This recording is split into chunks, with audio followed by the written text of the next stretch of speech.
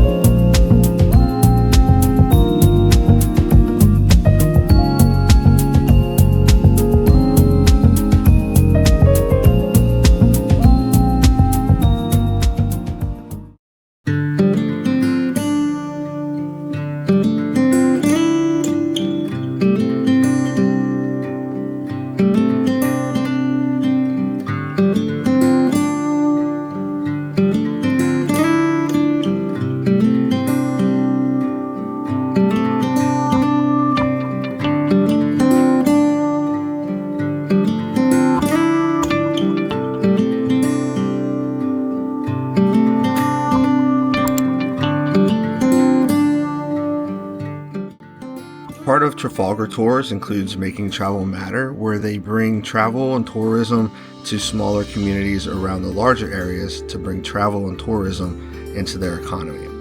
Today, we are going to Amager Fælled. Now, Amager Fælled was a wetland, and in the 1500s, the military pumped it out with windmills for a training area. It's as big as 640 football fields. In the 1930s to 1970s, it had become a landfill. Then in the 1990s, the government decided to repurpose some of the local area so that new buildings are being part of that. Then the rest of the area became protected to ensure that green space stayed within the area. In 2016, the growth became so big, politicians wanted to start taking over a corner of the protected area, and the locals did a Danish riot and filled the town square. The local mayor realized he had to do something, so he said that if he got reelected, he would protect the park. Well, he got reelected and kept that promise for 2 years. This time, no election year, and the politicians did what they wanted to do. A small organization was created and went to a court in Copenhagen to see what they could do to stop building on protected land. In July of 2021, they finalized the plans, and the group went back to the courts, and the courts said that if they wanted to sue the state, they would have to have a security, which is proof of funds to pay back the state for money lost during the suit if they lost. That was 2 million Danish kronas, or $260,000 US. The group started a website similar to a GoFundMe page. A local paper realized what was happening and did an article. A bigger paper saw it and then did another one. And then an even bigger one found out about it. And after the website was posted, over 2 million krona was donated. Then a big paper started looking into it. They took the money and went to the courts and said, let's get started. The building stopped for 2 years. Last year in July, the court said that it won't be able to make the final decision. They said that they have to give it to the Supreme Court until they decide what would happen. The city could start building, and that is what you see now. Within the fenced area, a small salamander lived there. Now it's no longer does. From the Mercedes building on the left all the way to the right, all those buildings were built from 2000 to today. The salamander is endangered, and now that it's pretty much gone, they're using that as a reason to stop the building.